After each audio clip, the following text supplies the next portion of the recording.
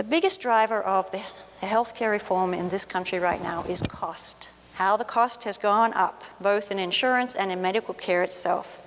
As a country, we are committed to free market economics and enterprise, where growth and profit are usually good things.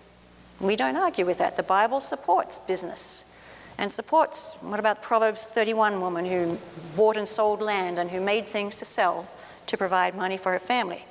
But I think the model is wrong for the healthcare system, where when we increase our use of it, we increase our costs, and where our patients are not consumers in the normal sense of the word. They don't have the free choice. They're in pain. It's a whole different ballgame. So when we're looking at profit in the healthcare system, we have to be very wary, I think.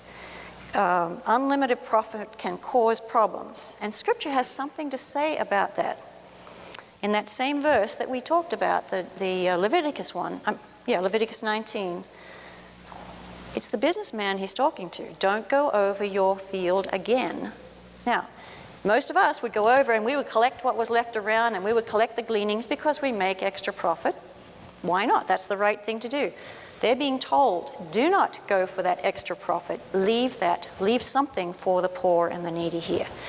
I wonder if that's something we should be taking to heart in the healthcare system. Whether the going after profit is wrong in the eyes of the Lord when it's causing hardship to people who can't afford to buy the pills or whatever else they need. Now, the question comes, how would you change that? Voluntarily? What do you think? Would the pharmaceutical companies pull in voluntarily? Maybe, if it was put the right way. If they don't, do we sit back and say, tough, that's the way it is? Do we start to think about, well, maybe this is an avenue that the government might be called to use its taxation and its lawmaking ability to bring about? Not necessarily to get in, but to bring about something that we see in Scripture as being a good thing or important thing. Okay, speaking of government, I left it till the last part of my speech because it's usually the most inflammatory part of it. Is there a biblical basis for the government to have any role in health care? I see a few grins, a few grimaces. All right, before we do that, I want to note that the word govern applies to every one of us, even sitting right here. And it applies to every structure in society that has people in it. So don't think about it just as the federal government. Think about governing our hearts. How many times are we told to be self-controlled, to govern the desires of our hearts? It happens in us. It happens in families. Where are the governors in families? Well, parents are governing children for their own good. When you go to an activity group, I don't know, a bowling group or something, there's always people who are arranging the meeting and what will happen, and it's for the good of the group. Any interaction you have with somebody, there's a certain amount of control that one has over the other. So obviously then you can go up the line to the state and the federal government, but it's not something out there. Government starts with us, okay? For the Hebrew people, Moses. When Moses was too tired and busy, what did he do? He called the people to choose wise, what was the word? Wise, understanding, and respected men from their tribes. Sounds a bit like election day the other week, right? Choose wise, understanding, and respected men, yeah?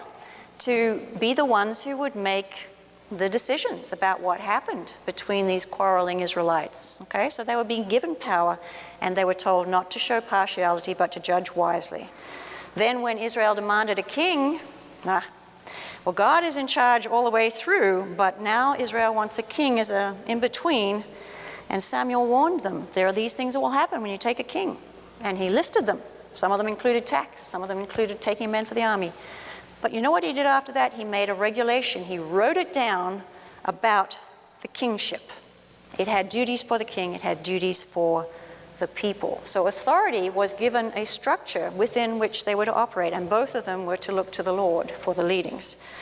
And so we have, the one thing I'm going to read out today is two authority structures from Psalms 82.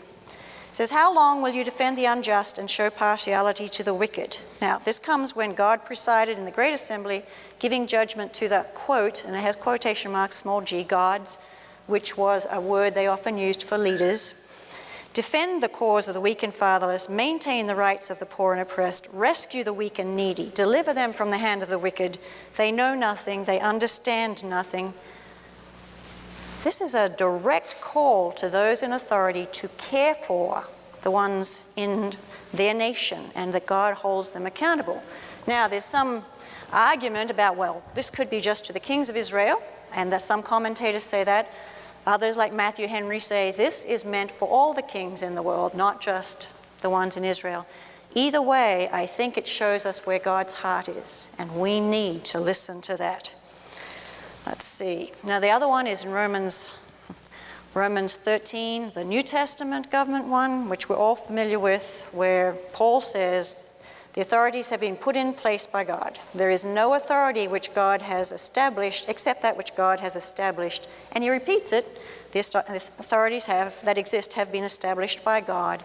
And then he goes on to say, for he, the authority, is God's servant to do you good. All right, that's not very specific, do you good. But it's definitely a role that he's giving the government. The question is, what is that role?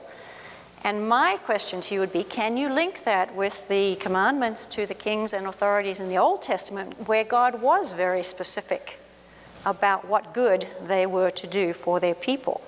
I think there is a basis there for at least considering that the government may have been given a role in health care. Now, what kind of role? That is a whole different ballgame.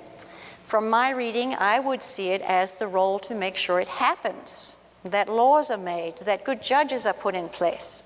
I don't really see the government entering into competition with private business. But I do see that the government could perhaps call on companies who are making too much profit out of healthcare to change that, as in pricing drugs or something like that. So I'm putting myself out there on that one. I think the fact is that given our sinful nature, healthcare will not change by itself. Nobody wants to give up comfort, and changing it is very uncomfortable. But as Christians, we have been warned to be uncomfortable for Christ's sake. So I think we need to get rid of that comfort factor and analyze what we were just talking about here. Some of these things were really clear. It's clear that God has a heart for the needy, and he wants us to care for our neighbors, friends, enemies, everybody. It's also clear that as individuals, we're called on to remember that everything we have is his. We may have a great brain that got us through medical school or business school. He gave us the brain. He gave us the results that have come from it. He gave us good parents if that's what we had.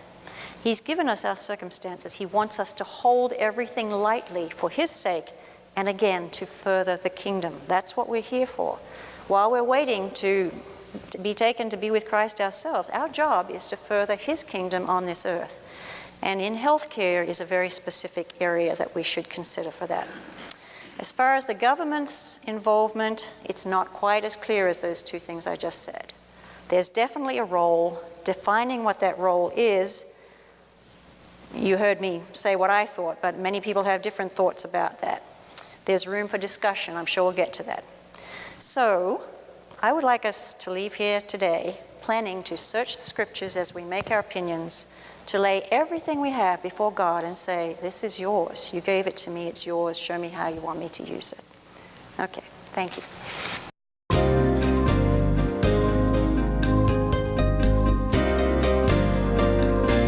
This has been a presentation of the Richmond Center for Christian Study.